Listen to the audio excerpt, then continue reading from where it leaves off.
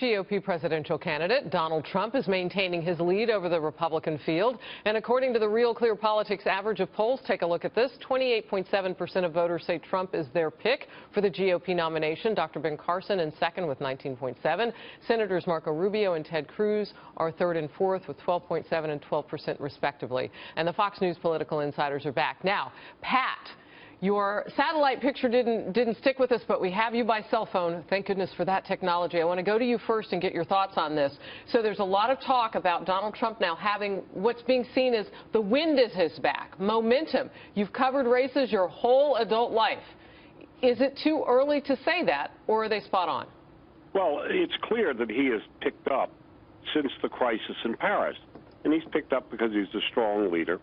And he is now under full assault by, I listened this morning to the morning shows, NBC, the Nobody But Clinton Network, and CBS Clinton broadcasting system, where they were attacking these journalists and all, were attacking him for being not true. I mean, really going after him, saying he doesn't tell the truth or whatever. These are people who allow the President of the United States to lie whenever he wants, Hillary Clinton to lie whenever she wants.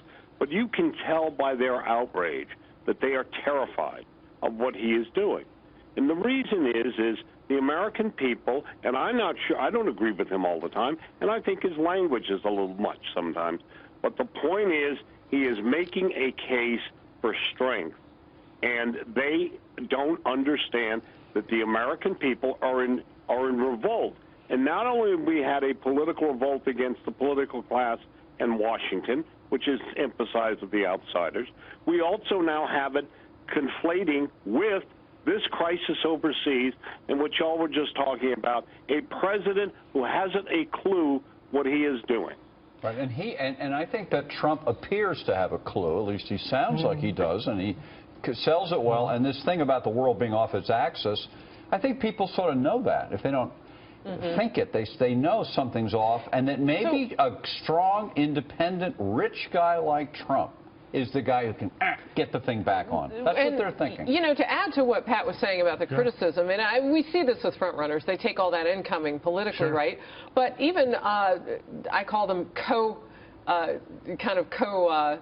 GOP presidential, they're contenders, but they're almost co-workers on the field, is what I'm trying to say. Even Carly Fiorina is going after Trump and saying, look, you know, he's an entertainer, he's not necessarily a leader. But he's doing those things, John, that you say that need to be done. Well, he acts like he is the president when he's out speaking. I'm going to do this, I'm going to do that. None of the other ones do that. They're all wishy-washy. There's something else with the failure of the Washington political class, as we've been saying for weeks, months, indeed years, to do anything constructive. The fact that Trump is out there, he is a counterpoint to Obama and the absolute lack of leadership that we're seeing there. Trump is definitive, he's clear, he's precise, you know where he stands. Right, let me throw some water on it. I want to hear what Pat and Doug say, which is, Harris, you saw this poll, right? Where in New Hampshire, Trump is way ahead. These other guys are 10, 15 points behind. And then the pollster on Wednesday did another poll, same poll, but he put Romney in the poll. Suddenly, Romney was way ahead in New Hampshire, and a third of Trump's support left him. He was down like 15%. Pat, what's your take on that? Well, my take on it is Romney's not running. He was the nominee last time of the party. And, yes, he may be running that until he gets in. Well, look, I don't know why we're running the worst candidate ever in American history would be in the race, who had a chance to win, in my opinion. But, you know, the other thing I want to say about Trump's strength is, and again, the media. We have Iran, which has now said it is not abiding by the agreement if they go on and the inspectors, the atomic energy people, insist on looking at their military background. They're saying they've never signed the agreement. They shouldn't bind themselves. You know that Obama and Valerie Jarrett, who is Miss Iran, and the rest of his team of clowns will support Iran no matter what. This terrifies Americans. But look, the fear in the American people is palpable. My grandchildren do not want to come to New York for Christmas, which we do every year to visit before Christmas, because they're worried that there's going to be an incident. And they're less than 10 years old. We have So an what does a that poll, tell you about a country? We have a poll that 81% of the American people believe an attack is going to happen. Can I make Well, I would say this, though. I mean, we saw some of the training that they were marching out here in New York City, and all of the work 24/7 that our law enforcement are doing. So I know people may be worried about it, but we do want to say thank you to all those people who have spent their holidays and I know Bill trying to keep the rest of I know us safe. Ray Kelly. Let's talk Dr. Ben Carson for a second, if we can. And I mentioned that trip to Jordan. And some critics are saying, hey, he needs to do that to shore up his foreign policy chops. Maybe. I'm going to read.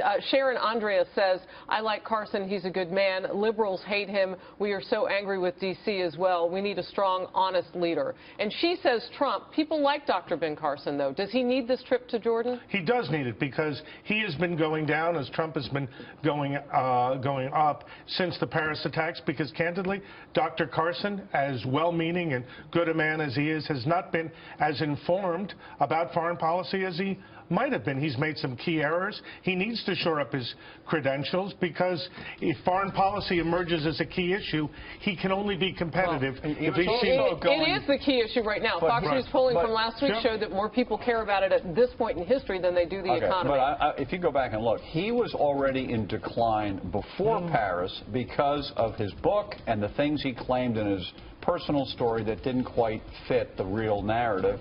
No big deal, except that's what he was running on. One more thing to watch. Senator Marco Rubio in New Hampshire is moved up into second place. We have time to show that real quickly.